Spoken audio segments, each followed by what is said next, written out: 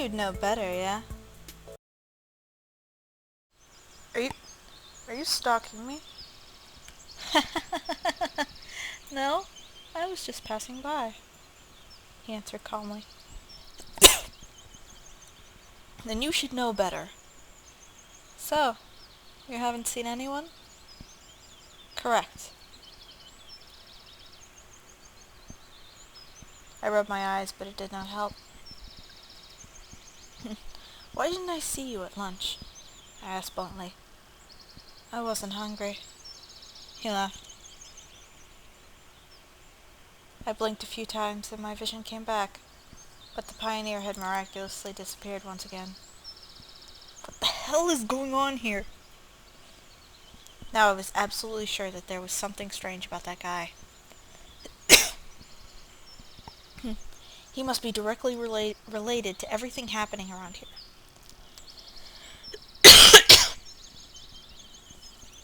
I will have to find out. But for starters, it's good to confirm that I am not mistaken, and that he is not just a local pioneer.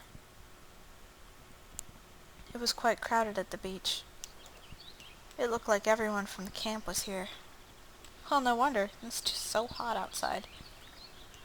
Olga Dmitrievna was standing just a bit farther apart from everyone, keeping an eye on her army of pioneers. As soon as I thought that coming here might not have been the best idea, she noticed me. Hey, Semyon! You wanted the lineup, and in general you are just lounging around all day. I did not know how to answer. And just how are you planning on becoming a proper pioneer? She continued more softly. Olga Dmitrievna, in the camp, is there a pioneer who looks a lot like me? She looked surprised. No, well, maybe, I don't know. Why do you ask? I'm just curious. Oh, well, we do have a lot of boys here. Alright, never mind. Someone's yell came from the riverside and Olga Dmitrievna rushed in its direction. Well, it looks like I will be spared a lecture. I lowered myself into the sand and stared at the pioneers playing in the water. After a few minutes of sitting here, Oleana approached me. Why so sad? I'm not sad. Well, why are you sitting here all alone? Just thinking. About what? I decided to spare her my story about the mysterious pioneer. Well, imagine that you were chatting with a weird person, and you have to figure out what exactly is so weird about them. Simple. I would just ask them. She laughed. Too simple. But he won't answer. How do you know? Have you tried asking? No, but it's obvious. Oleana did not answer. She just sat down next to me and let out a tired sigh.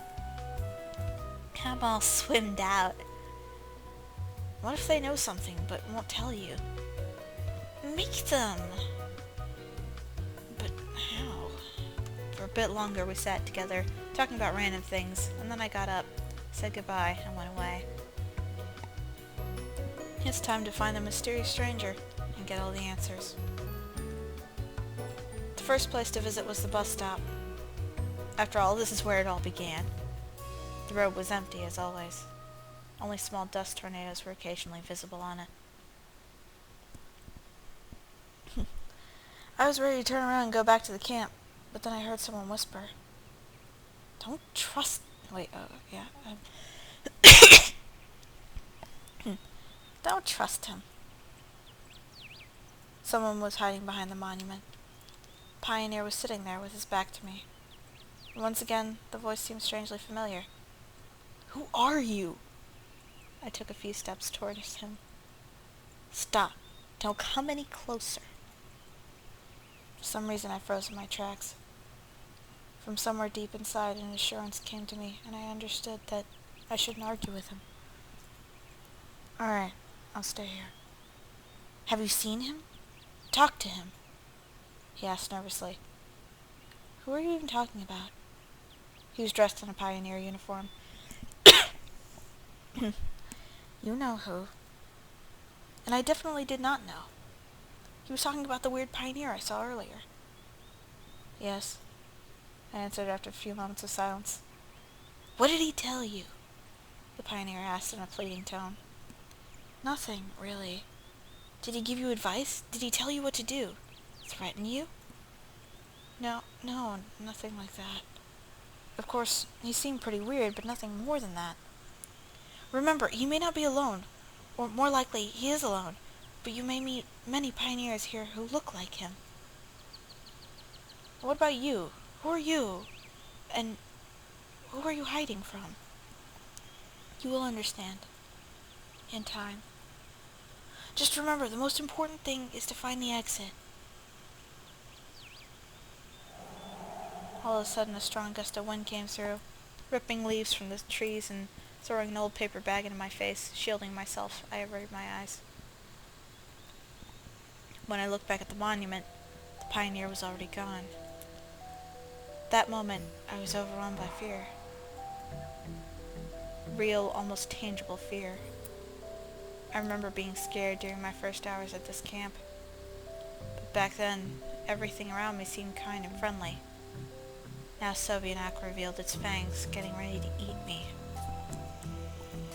And ahead, the unknown. My body was covered in goosebumps. My throat was dry and my hands were shaking. I tried to ignore it all and headed back to camp.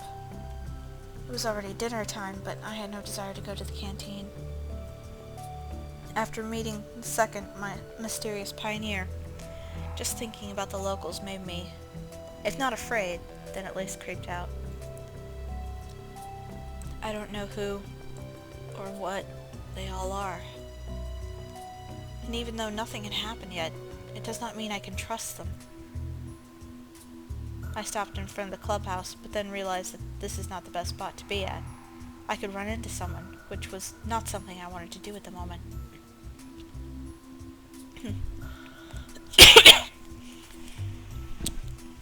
Almost running, I hurried towards the forest and walked a few meters along the path before finally stopping. On one side, the mysterious pioneer. Well, two of them, to be precise. On the other, all the other inhabitants of this camp, who seemed absolutely normal. Either way, my decision to stand back and let everything resolve itself was under some serious pressure.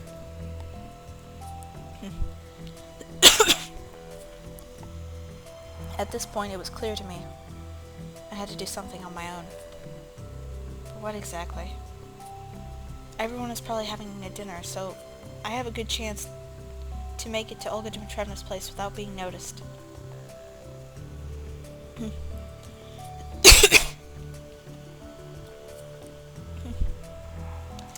I decided to first take my clothes that I wore when I arrived here along with my cell phone.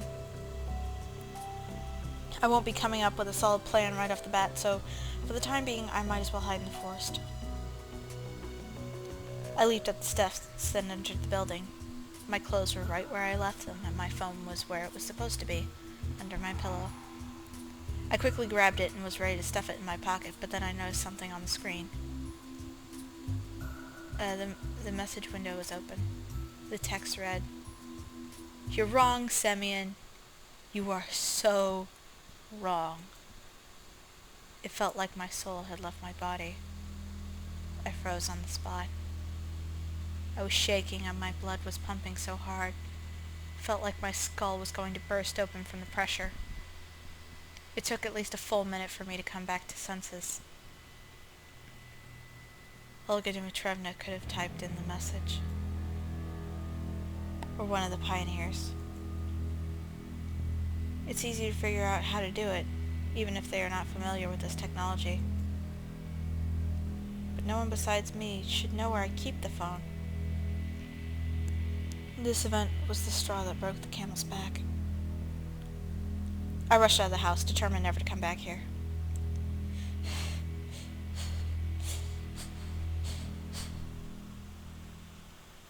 Night fell on the campgrounds. I had been sitting in the woods for a few hours, trembling at every noise. The spot that I chose was far away from the path, so it would be hard to find me. I was keeping a few plans in my head for the time being. Try and run to kill every single person in the camp. However, on the other hand, one thought chased me, and I realized that I shouldn't behave like this because of some strange pioneer, or even because of that message on the phone. All this was reinforcing the thought that everything happening here was far from normal. However, there was no proof that anyone in the camp had anything to do with it. I could have stayed here until morning, lost in my own thoughts, but I heard footsteps coming from somewhere nearby. So, you decided to escape after all. I turned around, but I couldn't see the pioneer's face in the dark. Nevertheless, I was pretty sure that it was him. I wasn't afraid then. More precisely, I was so physically exhausted that I was prepared for any possible course of events, and somehow managed to reason appropriately and to maintain the conversation. I wouldn't call this an escape, I answered slowly, stretching every word. Huh? Then what is this? A tactical retreat. Brilliant. He burst into laughter.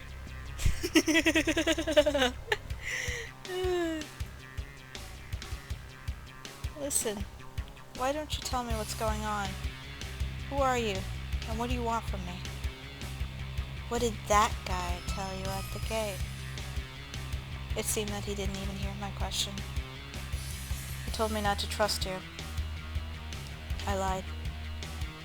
But on the other hand, I thought that it was what he meant. Well, that's always the way for him. Running away, hiding. I could hear irritation in his voice. I'm not sure what kind of circus you were running here, but I'm not going to be part of it. Oh, why not? You're the star, after all. I couldn't see his face, but I bet he was smiling. Explain my part to me, then. You know, I was like you in the beginning. First time, everything went peacefully. Then I escaped. I tried to understand what was going on, got mad, and even tortured them to get the truth.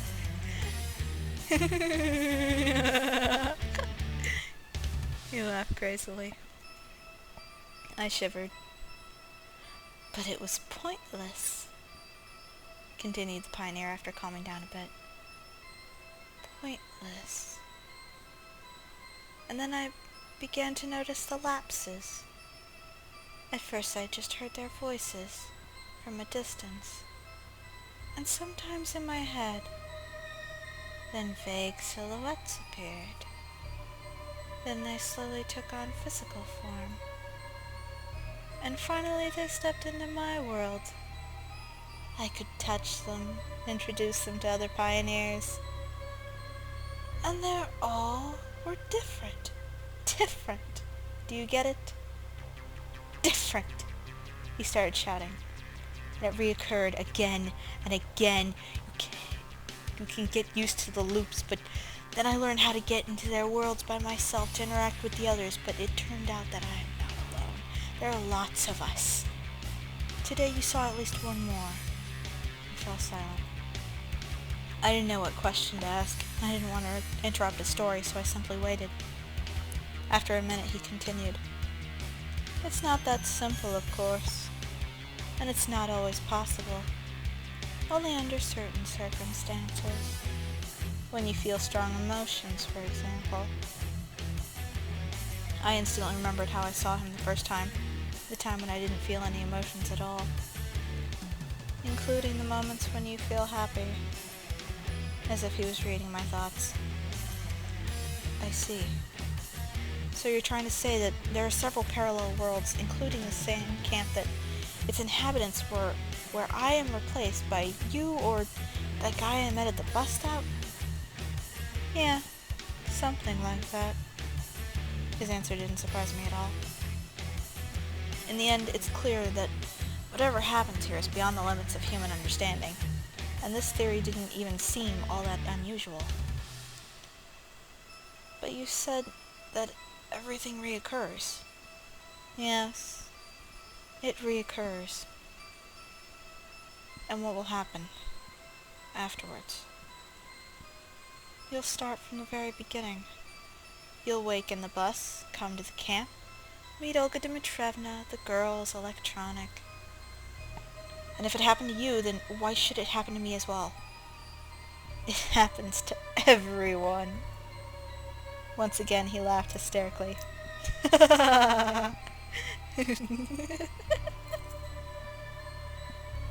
And how many loops have you experienced so far? I stopped counting them already. At first, I tried to remember them, though. Maybe a few hundred. No wonder. It was very clear to me that this guy was suffering from a progressing mental dysfunction. But you searched for a way out, didn't you? He didn't answer. That's what that guy at the bus stop was talking about. Because he understands nothing, damn it! He shouted. Because he's just like you, constantly running away, hiding. What would you suggest then? If I had any suggestions, I wouldn't be standing here talking to you. Alright, you were trying, weren't you? Are you trying to understand what I know since I've been around here for a long time? He asked cheerfully. Well, that's evident. Yes, I did try to run away from here. There, he waved towards the forest, is nothing there. Nothing but trees. When I had been walking there for several days and finally passed out, I found myself in the bus again. Same for walking along the road, it's endless. Talking to somebody about that is pointless. You probably already understood that by yourself. I did. I interjected. Even if you try to explain your situation directly, at best you'd just be considered an idiot. What if you try to not leave the bus? It's pointless. Sooner or later you'll be found. I even tried to spend the entire time there. In the end I fell asleep, and everything started from the beginning. And what if you start it by yourself and leave? No keys. And I don't have any carjacking skills. A cursed cycle. Exactly. A long silence fell. Finally I asked, and what about the people around here? Don't they raise absolutely reasonable suspicions? Suspicions? Laughter again. The only thing that is suspicious about them is that no matter how much you tell them, they stare at you with their eyes out on stalks. And the people. I feared them at first too. Then I used them for different experiments. And now I don't consider them humans. They're all dolls. Puppets! You can easily predict any reaction, any word or action. So, they aren't worth fearing, are they? The one worth fearing is yourself, he said softly. Do you know how funny it is when human bones crack as they slowly break from distension? Looks like he has finally lost his marbles. Listen, I understand everything, but the other ones think that's a bit much too. But it doesn't matter. Nobody but you is real here. The pioneer suddenly fell silent. Well, no, I don't agree with you. You're probably thinking, why didn't I check this all by myself, aren't you? Why didn't I try to reach the nearest village or town? Yes, I did have such thoughts. Why wasn't I suspicious? Why was I doing different stuff instead of searching for answers?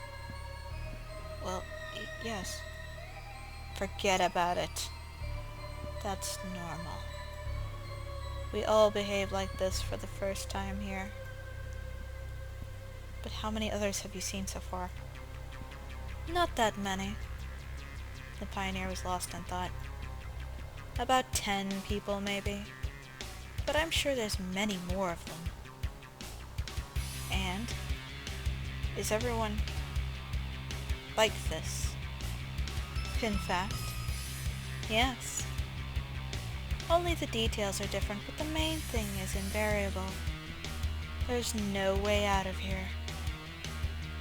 And by the way, you're just like the majority of them. The only thing that differs is that you have heard everything from me instead of experiencing it for yourself. I don't know if I should thank him for that. Well, and what now? Nothing, he said shortly. I closed my eyes and lost myself in thought. That was a critical mistake. When I opened the eyes, I didn't see anybody, just like the previous times. Hey, why do you always hide your face? Because you shouldn't see it.